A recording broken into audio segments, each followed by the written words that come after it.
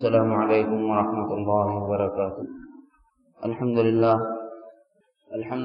نحمده ونستعینه ونستغفره ونؤمن به ونتوکل علیہ ونعوذ باللہ من شرور انفسنا ومن سیئات اعمالنا، من يهده اللہ فلا مضل له ومن يضلل فلا هادی له، ونشهد ان لا الہ الا اللہ وحدہ لا شریک له، ونشهد أن سيدنا ونبينا ومولانا محمدا عبده ورسوله صلى الله عليه وعلى آله وأصحابه وأتباعه وذرياته وأهل بيته أجمعين، أما بعد، فقد قال تبارك وتعالى في كلامه المبين: أعوذ بالله من الشيطان الرجيم، بسم الله الرحمن الرحيم، إنا أرسلناك بالحق بشيرا ونذيرا وداعيا إلى الله بإذنه وسراجا منيرا، صدق اللہ العظیم۔ محترم بزرگوں اور عزیز ساتھیوں، گزشتہ جمعہ میں آپ حضرات کے سامنے خالق ارض و سماوات کے کائنات ارضی و سماوی کے بنائے جانے کے پیچھے تجلیات کا تذکرہ کیا گیا۔ میرے دوستو، میں آج اس کو دہرا رہا ہوں اس لیے کہ یہ مضامین علمی ہیں اور اس کو بھلانا نہیں ہے۔ ہر امت محمدیہ کے سینے میں یہ علم ہونا چاہیے۔ اجمالی طور پر الفاظ دہراؤں گا، عنوانات کے، مضامین کو نہیں دہرایا جائے گا۔ یاد رکھنا آپ کے ذمے ہے، بتلانا ہماری ذمہ داری۔ ایک ہے وقوف تجلی، پروردگار عالم کی تجلی کا وارد ہونا، ٹھہر جانا۔ دوسرے ہے صدور تجلی، پروردگار عالم کی تجلی کا اترنا اور پھیل جانا۔ پہلی تجلی کعبے کی، دوسری تجلی اقصیٰ کی، تیسری تجلی ظہور تجلی کہلاتی ہے۔ کسی شیء مادی میں پروردگار عالم اپنی تجلی کے ساتھ ظہور فرمانا، جیسے شجرہ طور سینا۔ چوتھی تجلی مرور تجلی کہلاتی ہے، جیسے کوہ طور پر پروردگار عالم کی تجلی، جس کو قرآن مجید میں ذکر فرمایا گیا ہے۔ ان چار کے تذکرے کے بعد میں اہم نقطہ میں نے آپ کو بتلایا تھا، وہ ہے نور تجلی، کہ پروردگار عالم نے اس کائنات کو جو بنایا وہ تمام کا تمام مشتق ہے جناب رسالت مآب صلی اللہ علیہ وسلم کے نور مبارک سے۔ اس لیے اس نور کو نور مطلق بھی کہتے ہیں اور اس نور کو نور متوفی بھی کہتے ہیں، اسی نور کو نور رسالت بھی کہتے ہیں، اسی کو حقیقت محمدی بھی کہتے ہیں۔ اس کو نور تجلی کے نام سے تعبیر کیا ہے اہل تصوف نے اور علماء کرام نے۔ میرے دوستو، اگر نور تجلی نہ ہو، نہ کائنات ارضی ہے نہ سماوی۔ اب اس میں ایک نقطہ آپ کو ذہن نشین کرانا ہے، یہاں تک میں نے بات کر کے گزشتہ جمعہ میں چھوڑ دیا اور عرض کیا تھا کہ نبی کون ہوتا ہے، اس کے لیے کن شرائط کی ضرورت ہوتی ہے، وہ آج کے جمعہ میں عرض کیا جانا ہے۔ میرے دوستو، نور مبارک میں نے عرض کیا تھا 4 حصوں میں منقسم ہو گیا، یعنی جناب رسالت مآب صلی اللہ علیہ وسلم کے نور مبارک کو پروردگار عالم نے 4 حصوں میں تقسیم فرمایا، ٹھیک ہے۔ ایک حصے سے پروردگار عالم نے نورانی مخلوقات بنائی، جیسے فرشتے، اور اس کے بعد پروردگار عالم نے زمین اور آسمان، چاند اور سورج بنائے نور کے دوسرے حصے سے، اور تیسرے حصے سے پروردگار عالم نے انبیاء کرام علیہم الصلاۃ و تسلیمات کو نبوت عطا فرمائی، اور چوتھے حصے سے انسانوں کو پیدا فرمایا۔ سب کیا ہیں؟ شق ہیں نور محمدی صلی اللہ علیہ وسلم کے۔ میرے دوستو، نور محمدی کا ایک کمال یہ ہے کہ اگر اس سے ملائکہ بن جائیں تو عالم غیبوبت میں چھپ جائیں، جیسے اللہ نے فرشتوں کو چھپا دیا، کسی انسان کو کبھی نظر نہیں آتا۔ تو جب اللہ کے نبی کے نور کا ایک حصہ دنیا میں آیا ہے یا اللہ نے پیدا فرمایا ہے، اس کے اندر اتنی لطافتیں ہیں کہ پروردگار عالم اس کو ظاہر کر ہی نہیں رہے ہیں، وہ چھپ جاتی ہیں. یہ اتنی الطف ہیں کہ وہ خود چھپ جاتی ہیں جیسے ملائکہ. ایک دوسری شق یہ ہے کہ اسی نور کا ظہور میں آنا، نور محمدی کا ظہور میں آنا. جیسے میں نے عرض کیا کہ زمین کو بنایا، آسمان کو، چاند کو بنایا اور سورج کو، تو میرے دوستوں پروردگار عالم نے سورج جو بنایا وہ نور محمدی کا دوسرا حصہ ہے. ہم اور آپ حرارت سورج سے، اس کی تپش سے بیزار آ جاتے ہیں. ہم اور آپ اس سے استفادہ نہیں کرتے. ہم اور آپ اس سے بچنے کی تدابیر کرتے ہیں. کیوں؟ اس لیے کہ اس نور کی شعاؤں میں حرارت طبعیہ اتنی ہے کہ ہمارے اجسام ظاہرہ اس کو قبول نہیں کرتے، یا اس کو قبول کرتے ہیں تو کیفیت بدلنا شروع ہو جاتی ہے، یہاں تک کہ آدمی ٹوٹ جاتا ہے. مثال کے طور پر اگر کوئی ہائی بلڈ پریشر یا لو بلڈ پریشر والا آدمی ہو اور تیز دھوپ میں نکل جائے، کیا ہوگا؟ نتیجہ یہی ہوگا کہ یا تو وہ پورا ہائی ہو جائے گا اور بے اعتبار نتیجہ اس کو لقوہ اور فالج ہو جائے گا، اور اگر لو بلڈ پریشر رہا تو سیدھا اوپر چلے جائے گا. میں نے عرض کیا تھا کہ جب نور کسی شے مادی پہ پڑتا ہے تو اس کو ٹکڑے کر دیتا ہے. اب جب یہ کائنات بنی اور نور محمدی سے بنی ہے تو اس میں ایک سورج بھی ہے، اور سورج کی تمازت سے ہم اور آپ استفادہ تو کرتے ہیں لیکن غیر اختیاری طور پر، اختیاری مضمون نہیں ہوتا. کوئی آدمی چاہ کے سورج سے استفادہ خود نہیں کرتا، اس کو واسطے اختیار کرنا پڑتا ہے، ذرائع اپنانا پڑتا ہے. اس لیے کہ اس کی تپش اور اس کی حرارت اور اس کی تمازت اور اس کی تیزی اور اس کی یعنی جلانے والی جو قوت ہے وہ بہت زیادہ ہے. یہ ہے کیا؟ سورج جو ہے وہ نور محمدی کا دوسرا حصہ ہے. تو حقیقت محمدی کا کیا حال ہوگا جب وہ اپنی شکل اصلی میں دنیا میں آ جاتے تو کون ان کے قریب جا سکتا تھا؟ بات سمجھ میں آ گئی؟ حقیقت محمدی کا کیا حال ہوگا کہ اگر وہ اپنی شکل اصلی، جس کو نور ہی نور کہا جاتا ہے، اگر وہ اس صورت میں کائنات میں آ جاتے، اس زمینی دنیا میں آ جاتے، تو جناب رسالت محمد صلی اللہ علیہ وسلم کے قریب کون ہوتا؟ سورج کی کوئی قریب ہوتا ہے؟ نہیں ہوتا. کیوں نہیں ہوتا؟ اس لیے کہ جل جانے کا ڈر ہے. تو نور محمدی سے جلنے کا ڈر نہیں رہا. بات سمجھ میں نہیں آئی؟ نور محمدی کے دوسرے حصے کا نام چاند اور سورج اور ستارے ہیں. اب تیسرا حصہ انوار نبوت کی صورت میں انبیاء کرام علیہ السلام کی نبوت میں تقسیم ہوا ہے. ان نبیوں کو نبوت کی صورت میں نور کا تیسرا حصہ دیا گیا، اور چوتھے حصے سے اس کائنات میں انسانوں کو بنایا گیا. یہ گزشتہ جمعہ کے خطبے کا خلاصہ ہے. آج جو عرض کرنا ہے وہ یہ ہے میرے دوستو کہ جناب رسالت مآب صلی اللہ علیہ وسلم فی الحقیقت، حقیقت محمدیہ جو ہے وہ نور ہے، لیکن نور سے استفادہ اختیاریہ بنانا تھا پروردگار عالم کو. اگر نور سے استفادہ نہ کیا جاتا تو اس کائنات کے اندر کوئی آدمی بھی پروردگار عالم کے نہ منشے کو سمجھ سکتا تھا اور نہ پروردگار عالم کے منشے کے مطابق اپنی زندگی کو گزار سکتا تھا.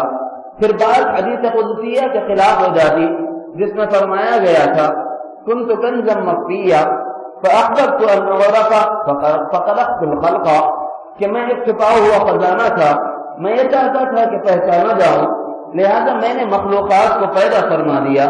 مخلوقات تو پیدا ہو گئی آسمان و زمین کی صورت میں، مخلوقات تو پیدا ہو گئی لیل و نہار کی صورت میں، مخلوقات پیدا ہو گئی حیوانات، جمادات، نباتات کی صورت میں، لیکن یہ کہ ان کے اندر وہ عقل کلی یا عقل سلیم یا سوجھ بوجھ یا سمجھ جس کو کہا جاتا ہے وہ نہیں پائی جاتی، جس سے کہ پروردگار عالم کی پہچانت ملتی ہے، اللہ کا عرفان ملتا ہے، اللہ کے کمالات کو دیکھنے اور ان کو پانے کا جذبہ بیدار ہوتا ہے، اور پروردگار عالم کی ان عطایا کی وجہ سے آدمی اللہ کا شکر گزار بنتا ہو. ایسا نہیں ہوتا. تو اس واسطے پروردگار عالم نے انسانوں کو تخلیق فرمایا، اور ان انسانوں کی تعلیم ہدایت کے لیے پروردگار عالم نے شکل انسانیت میں کامل انسان جناب رسالت مآب صلی اللہ علیہ وسلم کو مبعوث فرمایا. ایک یہ ہے کہ آدمی آدمیت کی تعلیم حاصل کرے، انسان مرتبہ انسانیت میں آئے. تو طریقہ کیا ہوگا؟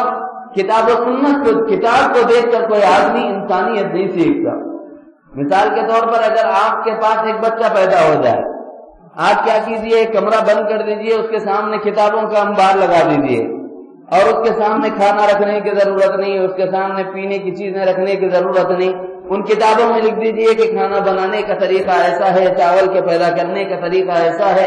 کیا وہ بچہ میرے دوستوں زمین کو کھودے گا اور اس میں اناج ڈالے گا، اس میں بیج ڈال کر پھر اسے یعنی پانی سیراب کرے گا، یا اس سے غلہ نکالے گا، یا اس کے بعد اس کو پیس کر یا اس سے استعمال کرنے کے طریقے جو آپ نے کتابوں میں بند کر دیے ہیں، کیا اس کے بعد سے اس ذریعے سے وہ بچہ اپنے کھانے کی اشیاء کو بنا لے گا اور کھا لے گا؟ عقل انسانی یہ کہتی ہے کہ یہ ناممکن ہے کہ ایک بچہ صرف کتاب کو دیکھ کر کوئی چیز نہیں سیکھتا۔ تو جواب یہ ہے کہ پھر کیسے سیکھتا ہے؟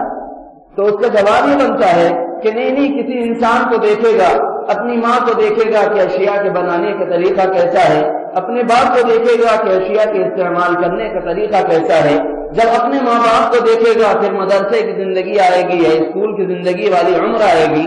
اب اسکول میں اپنے ٹیچرز کو دیکھے گا، اپنے اساتذہ کو، اپنے معلمین کو دیکھے گا کہ بھائی زندگی گزارنے کا طریقہ اور اسلوب یہ ہے، اور زندگی گزارنے کا ڈھنگ یہ ہے، اور زندگی اس طرح گزاری جاتی ہے، اس طرح زندگی گزارنا انسانیت کے دائرے میں ہے۔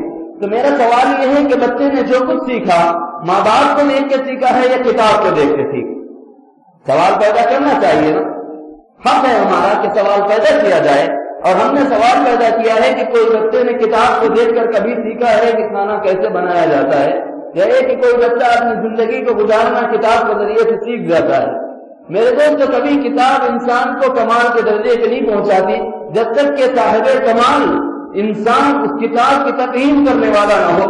اس واسطے پروردگار عالم نے انبیاء کرام علیہم الصلوۃ والتسلیمات کی نفوس قدسیہ کو بھیجی اور ان کا ایک سردار اور سید بنایا جو سید الانبیاء ہے، سید الامم ہے، اور سرور کائنات ہے، محمد الرسول اللہ صلی اللہ علیہ وسلم۔ اللہ نے ایک کامل انسان کی صورت میں جناب رسالت آپ صلی اللہ علیہ وسلم کو مبعوث فرمایا۔ جب ہم یہ کہتے ہیں کہ اللہ کے نبی صلی اللہ علیہ وسلم بصورت بشر کائنات میں آئے تو لوگ تنقید کرتے ہوئے کہتے ہیں کہ حضور صلی اللہ علیہ وسلم کی گستاخی کر رہا ہے، نعوذ باللہ من ذالک۔ اللہ ہماری حفاظت فرمائے، بلکہ ان کی صورت دیکھنے سے بھی حفاظت فرمائے جو گستاخ رسول ہیں۔ ہم تو یہ عقیدہ رکھتے ہیں، ہمارا عقیدہ یہ ہے کہ جناب رسالت مآب صلی اللہ علیہ وسلم کا جسد مبارک اور آپ کی روح مبارک آج بھی زندہ اور سالم ہے، صحیح اور سلامت ہے۔ آپ کے جسد اطہر کو مس ہونے والی مٹی عرش سے افضل ہے، ہمارا عقیدہ ہے۔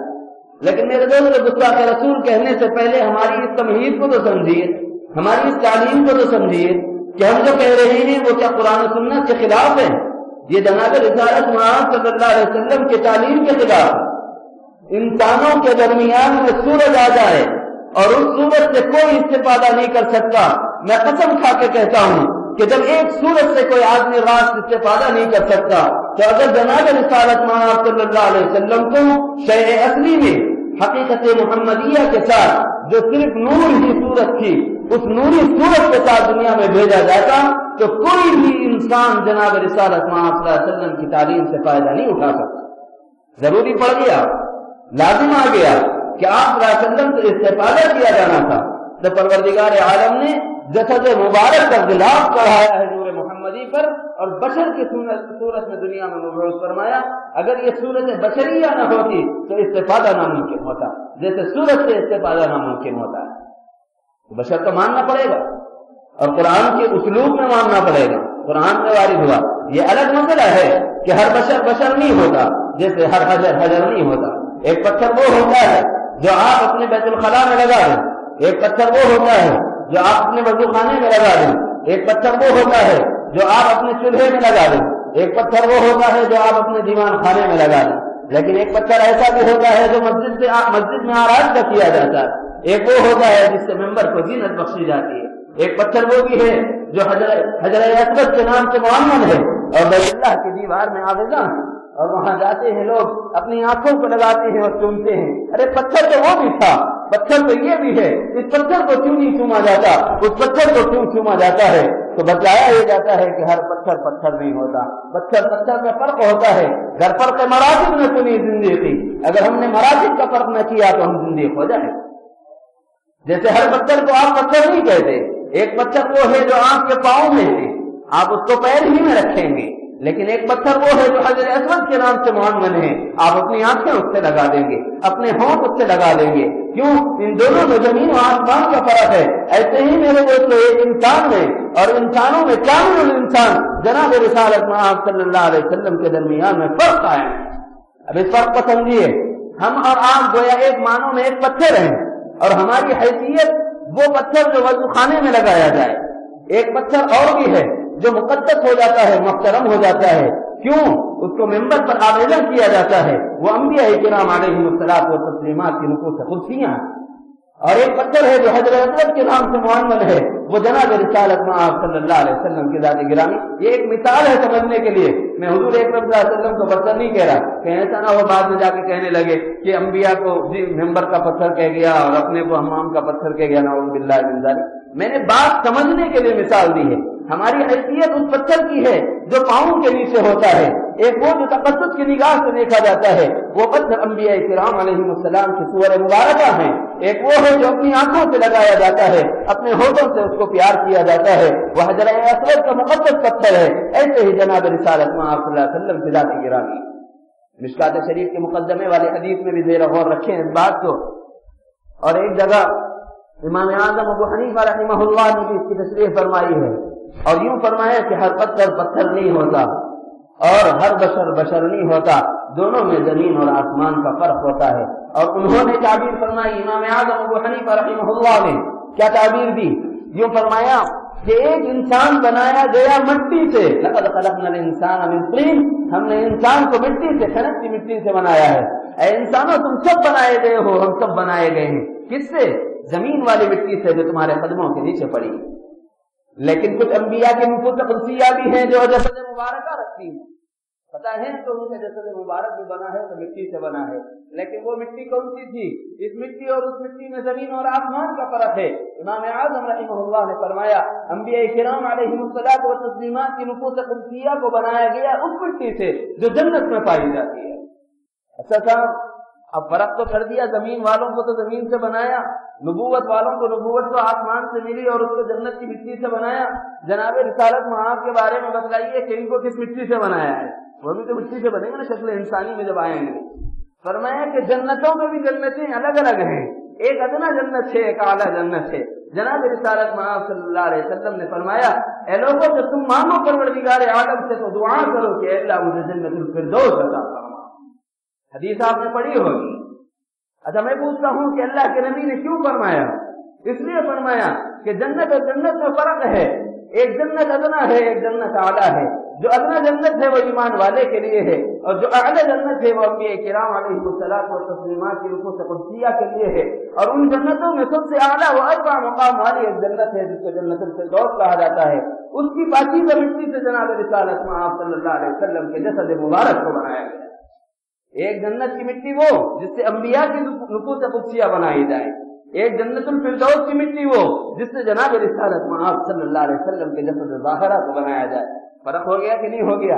اگر میں نے پتھر کی تشبیہ دی تو غلط نہیں کی، امام اعظم کی تخلیق کی ہے، امام اعظم نے اپنی طرف سے نہیں کہا، مشکات مبارک کی حدیث سے نقل فرمایا ہے۔ ان کا بھی اپنا قیاس ہے نا، اور قیاس بمطابق حدیث ہے، اپنی ذات سے نہیں۔ یہ حدیث جو رسالت مآب صلی اللہ علیہ وسلم نے لوگوں کو ترغیب دی ہے کہ جب تم جنت کا سوال کرو تو جنت الفردوس کا سوال کیا، اس سے استنباط کیا۔ اب فرق سمجھ میں آ گیا انسانوں کے درمیان۔ اب عرض کرنا یہ ہے میرے دوستوں، نبی کون ہوتا ہے؟ انسان جب سمجھ میں آ گئے اور فرق مراتب سمجھ میں آ گیا تو عرض کرنا یہ ہے کہ نبی کون ہوتا ہے؟ نبی وہ ہوتا ہے جو انسان، غیر نبی کو اللہ نبوت نہیں، غیر انسان کو اللہ نبوت نہیں عطا فرمائے۔ اگر ایسا ہوتا کہ غیر نبی کو، غیر انسان کو نبی بنانا ہوتا تو پروردگار عالم جبرائیل کو نبی بنا دیتا، اسرائیل کو بنا دیتا، اسرافیل کو بنا دیتا، میکائیل کو بنا دیتا۔ ہزاروں لاکھوں کا فرشتے ہیں، کروڑوں فرشتے ہیں، پروردگار عالم کسی کو چن لیتا، ان نورانی مخلوقات میں سے کسی کو نبی بنا کے بھیجتا۔ فرمایا کہ نہیں، ان کے اندر وہ خاصہ نہیں ہے کہ جس سے انسان استفادہ کرے۔ انسان انسانیت سیکھتا ہے انسان کے ذریعے سے، آدمی میں آدمیت پیدا ہوتی ہے آدمی کے ذریعے سے۔ ملائکہ آدمی نہیں ہے، ملائکہ انسان نہیں ہے۔ اللہ عز و جل نے انسانیت کی صورت میں کامل انسان جناب رسالت مآب صلی اللہ علیہ وسلم کو بنایا اور نبوت سے سرفراز فرمایا، آدمیوں میں سب سے کمال درجے کا آدمی بنایا اور اللہ کے نبی صلی اللہ علیہ وسلم کو نبوت سے سرفراز فرمایا۔ میرے دوستو، اب انسانوں میں پھر دو شقیں ہیں، ایک یہ ہے کہ کامل ہوتا ہے، ایک ناقص ہوتا ہے۔ انسان کی تعریف کیا ہے؟ اگر میں آپ سے پوچھوں انسان کس کو کہتے ہیں، آپ جواب دیں گے کہ صاحب آپ کو دکھتا نہیں کیا، انہوں بیٹھے ہوئے انہوں بھی انسان ہے، انہوں بیٹھے ہوئے انہوں بھی انسان ہے، انہوں بھی انسان ہے۔ نہیں میرے دوستو، یہ انسان کی مثالیں ہیں، انسان کی یہ انسان کی مثالیں ہیں، انسان کی مثالیں ہیں، انسان بھی ہیں۔ انسان کا اگر لغت کے معنی دیکھیں گے تو آپ کو پتہ یہ چلے گا کہ نہیں اس کے معنی کچھ اور ہے، محسوس ہو، ذو عقل ہو۔ انسان کی تعریف کیا ہے؟ محسوس ہو، ذو عقل ہو۔ محسوس کس کو کہتے ہیں؟ جس کو چھوئے تو چھوا جا سکے اور اس میں زندگی پائی جائے، جس کو چھوئے تو چھوا جا سکے اور اس میں زندگی پائی جائے۔ ذو عقل کس کو کہتے ہیں؟ عقل میں بھی اب تقسیم ہوتی ہے، ایک عقل مرد کی ہوتی ہے، ایک عقل عورت کی ہوتی ہے، ایک عقل مرد کی ہوتی ہے، ایک عقل عورت کی ہوتی ہے۔ عورت کی عقل کو ناقص العقل کہا گیا، مرد کی عقل کو کامل العقل کہا گیا۔ انسانوں میں بھی فرق ہے نا، ایک جنس میں مذکر ہے، ایک جنس میں مؤنث ہے۔ محسوس کسے کہتے ہیں؟ جسم اور روح کے مجموعے کا نام ہے۔ جناب رسالت مآب صلی اللہ علیہ وسلم اگر نور ہی نور دنیا میں بھیجے جاتے، جسم نہ ہوتا تو نبوت نہ ملتی، اور جس میں جسم نہ ہو اس سے استفادہ کوئی جسم والا نہیں کر سکتا۔ تو جسم والے یعنی ہم اجسام والے انسانوں کی تعلیم کے لیے، ہم میں آدمیت کی تعلیم کے اتارے جانے کے لیے، ہم میں انسانیت کی تعلیمات کو پھیلانے کے لیے پروردگار عالم نے جناب رسالت مآب صلی اللہ علیہ وسلم کو جسم مبارک سے آراستہ فرمایا، اور اللہ عز و جل نے آپ کو مرد بنایا مذکر کی صورت میں، اس لیے کہ اللہ ناقص العقل کو نبوت کی عطا فرمایا۔ آپ نے قصے تو پڑھے ہوں گے، حضرت مریم علیہ السلام کا قصہ ہے، ان کی امی کا ذکر ہے، فرعون کی بیوی آسیہ کا ذکر ہے، امہات المؤمنین کا تذکرہ ہے، لیکن کہیں ایسا بھی ذکر ہے کہ کسی عورت کو نبی بنایا گیا۔ پوری قرآن کھلائے ڈالی ہے، لیکن آپ کو کہیں نہیں ملے گا کہ اللہ نے کسی عورت کو نبوت سے سرفراز کیا ہو۔ کیوں؟ اس لیے کہ اللہ نبوت مرد کامل کو عطا فرماتا ہے جس میں کسی قسم کا نقص نہ ہو۔ جناب رسالت مآب صلی اللہ علیہ وسلم کو مرد کامل بنایا گیا، اور مرد کامل کی صورت میں بھی پروردگار عالم نے اپنی عطایا کے ساتھ ایک رعب مردانہ اور ایک وجاہت اور ایک حکمت عطا فرمائی، اور اس کے بعد آپ کو نبوت عطا فرمائی۔ محسوس بھی تھے، چھوئے جا سکتے تھے، روح والے بھی تھے، غیر ذی روح نہیں تھے۔ دوسرے یہ ہے کہ ذی عقل تھے، بے عقل نہیں تھے اور ناقص نہیں تھے، کامل المرد تھے۔ ایسا نہیں ہے کہ مخنث ہو اور ایسا نہیں کہ مؤنث ہو، بلکہ اللہ نے مرد کامل بنایا۔ تو میرے دوستو، کیا صفات کمال ہیں ذہن میں رکھیں۔ انسان ہونا، انسان میں کیا ہے؟ محسوس ہونا، محسوس میں کیا ہے؟ ذی عقل ہونا، چھوئے تو چھوا جا سکے، اور پھر ذو عقل میں مرد کامل ہونا، صاحب عقل ہونا۔ اتنی شقیں نکلتی ہیں صرف ایک انسان میں، ہم کو یہ بھی نہیں پتا ہے کہ انسان کسے کہتے ہیں۔ ہم نے انسان ہم جیسی صورتوں کو انسان سمجھ لیا ہے۔ اس فرق مراتب کو سمجھیں گے، ہم عام انسانوں میں اتنے مراتب ہیں، تو پروردگار عالم نے رسالت مآب صلی اللہ علیہ وسلم کو کتنا بامراد بنایا ہوگا۔ اور اس کے بعد میں عرض یہ کرنا ہے کہ اللہ کے نبی صلی اللہ علیہ وسلم جو نبوت عطا فرمائے گئے ہیں وہ ایسے ہی، پہلی شرط یہ پائی گئی کہ آپ انسان کامل، اور دوسری شرط یہ ہے مبعوث من اللہ، وہ اللہ کی جانب سے بھیجے گئے ہوں۔ کوئی آدمی اپنے سے نبی اپنے عمل کے ذریعے سے نہیں بن سکتا۔ آپ کر لیں رات بھر تہجد پڑھ کے دیکھ لیں، کبھی نبوت ملے گی؟ کوئی دعویٰ کرے گا تو بھی جوتے کھائے گا۔ میرے دوست، رات بھر کی تہجدیں اپنی جگہ، اوابین اپنی جگہ، اشراق و چاند اپنی جگہ، دن بھر کا ذکر اپنی جگہ، رات بھر کی تلاوتیں اپنی جگہ، پروردگار عالم کے آگے سجدے ہو کے آوازاریاں کرنا اپنی جگہ۔ لیکن میرے دوستو، اس کی وجہ سے کوئی آدمی مرتبہ نبوت سے نہیں پہنچتا۔ ہاں، مرتبہ ولایت کا ایک ادنا حصہ مل جائے، یہ ممکن ہے، مرتبہ ولایت سے ملے گا، مرتبہ نبوت تو دور کی بات ہے، قسم پروردگار عالم کی مرتبہ صحابیت سے بھی، مرتبہ ولایت سے اونچا مقام مرتبہ صحابیت کا ہے، اور صحابیت کے لیے بھی اللہ نے اشخاص کو چنا ہے۔ ہر ایک اپنے سے صحابی نہیں بن سکتا. اگر صحابی کا اعزاز کسی کو مل جاتا اپنے چاہ سے، اپنے عمل کے ذریعے سے، تو سب سے پہلے ہم اور آپ چاہتے کہ ہم جناب رسالت محمد صلی اللہ علیہ وسلم کے زمانے میں پیدا ہو جائیں.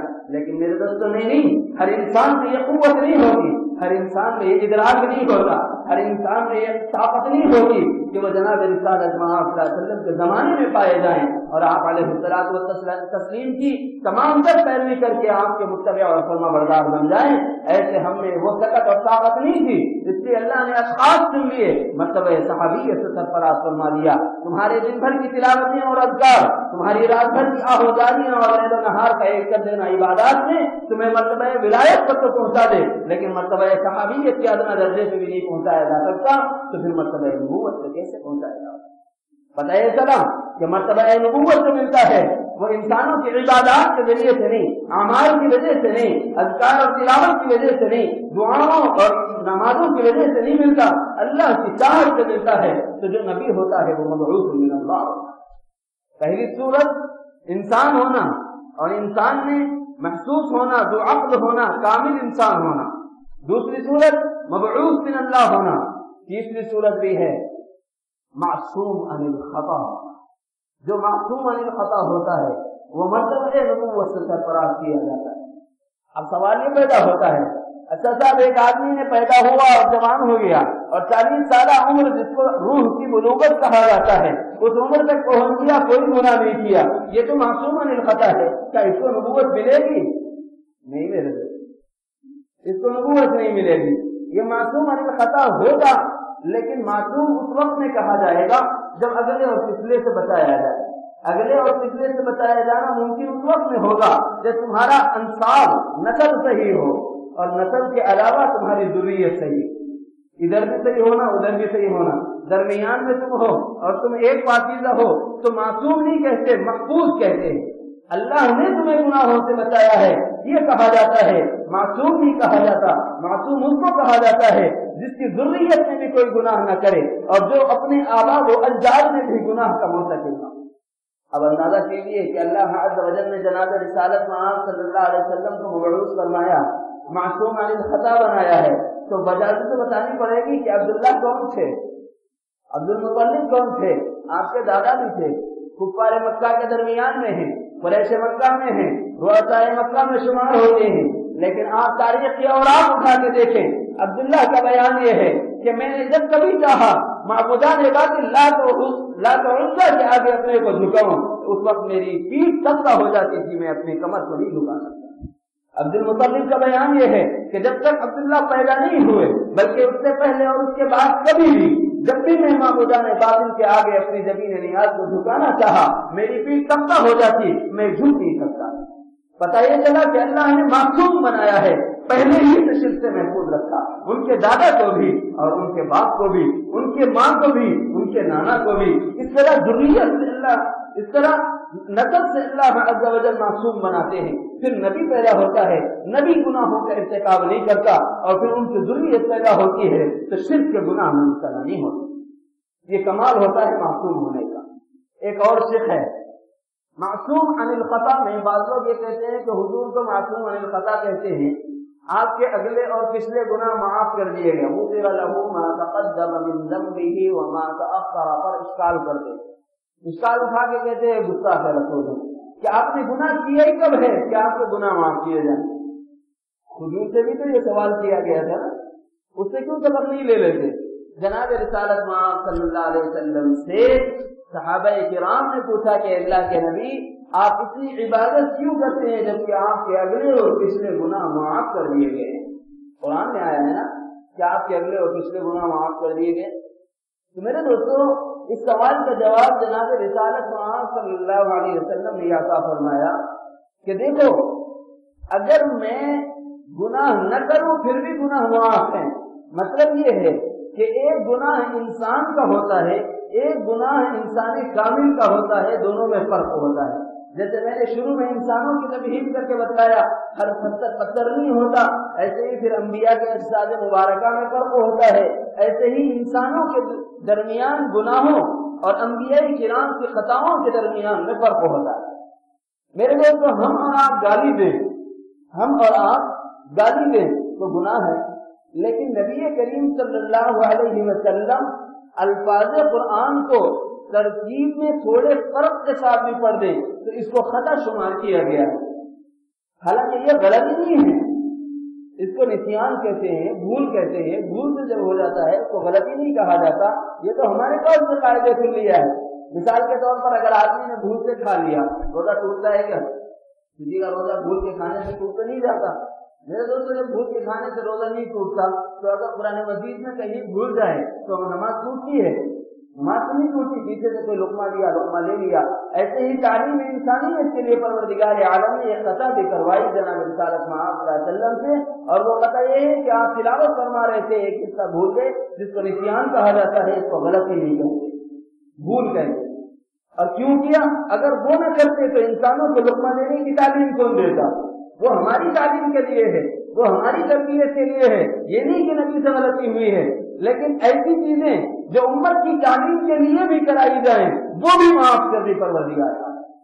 حالانکہ امت کی تعلیم مقصود ہے نا، امت کی تعلیم مقصود ہے، پھر بھی ان کو غلطی شمار کر کے پروردگار عالم نے ان لغزشوں کو معاف فرمایا، اور یوں فرمایا کہ آئندہ بھی ہم نے ان کو اتنا محفوظ رکھا ہوا ہے کہ یہ گناہ کا ارتکاب نہیں کر سکتے۔ یہ ہے معصوم عن الخطا ہونا۔ اس کی اور بھی تشریحات ہیں اور بھی توضیحات ہیں، مشکل یہ ہے کہ وقت نہیں ہے کیونکہ ایک اور چیز عرض کرنی ہے۔ چوتھا یہ، پہلی چیز انسان ہو، پھر انسان میں محسوس ہو، ذو عقل ہو، کامل الانسان۔ دوسری چیز یہ ہے کہ مبعوث من اللہ ہو۔ تیسری چیز یہ ہے کہ معصوم عن الخطا ہو۔ چوتھی چیز یہ ہے کہ مفروض الاتباع، جس کی اتباع فرض کر دی گئی۔ بتاؤ جناب رسالت مآب صلی اللہ علیہ وسلم کی ہمیں اتباع فرض کی گئی ہے نہیں کی گئی؟ اللہ نے فرمایا وَمَن يُطِعِ اللَّهَ وَالرَّسُولَ، جس نے اللہ کی اطاعت کی اور اس کے رسول، اپنی اطاعت کے ساتھ اپنے نبی کی اطاعت کو اللہ نے لازم و ملزوم کے درجے میں لایا ہے۔ وَمَن يَتَّبِعِ الرَّسُولَ، کہیں اللہ نے رسول کی اطاعت اور اتباع کے لیے لفظ خاص لایا ہے، کہیں اللہ نے فرمایا وَمَنْ أَطَاعَ اللَّهَ وَرَسُولَهُ، اللہ کے نبی، اللہ کی اور اللہ کے نبی کی اطاعت کرنے والا۔ اور میرے دوستو، مفروض الاتباع اس کو کہتے ہیں جو قابل الاتباع بھی ہو، اس لیے اس کو مفروض الاتباع کہا جاتا ہے۔ آپ صلی اللہ علیہ وسلم سے زیادہ اخلاق میں، اعمال میں، عقائد میں، معاملات میں، معاشرت میں حسین اور آپ سے زیادہ جمیل اور آپ سے زیادہ کامل کوئی نہیں پایا جاتا۔ اس واسطے پروردگار عالم نے جناب رسالت مآب صلی اللہ علیہ وسلم کو جب مبعوث فرمایا تو آپ کی شان مبارک میں فرمایا لقد خلقنا، آپ کی شان مبارک میں فرمایا کہ یہ وہ ہیں جن کی زندگی کو اسوہ بنایا جا سکتا ہے۔ اسوۃ حسنہ، اللہ کے نبی صلی اللہ علیہ وسلم سے ذات گرامی وہ ہے کہ اگر تم اپنی زندگی گزارنا چاہتے ہو تو اس اسوہ حسنہ کو دیکھو جو محمد رسول اللہ کی صورت میں تمہارے درمیان میں ہے۔ اگر تم اس کی اتباع کرتے ہو، اللہ فرماتا ہے کہ میں تمہاری مغفرت کا اعلان فرماتا ہوں۔ اللہ ہم سب کو حسن عمل کی توفیق عطا فرمائے، ہمارے عقائد کی، ہمارے ایمان کی، ہمارے معاملات کی پروردگار عالم حفاظت فرمائے، ہمیں بدعات سے، خرافات سے، رسوم و رواج سے محفوظ فرمائے، اور اللہ ہمیں نبی کریم صلی اللہ علیہ وسلم کی کامل اتباع کی توفیق عطا فرمائے۔ وما علینا الا البلاغ۔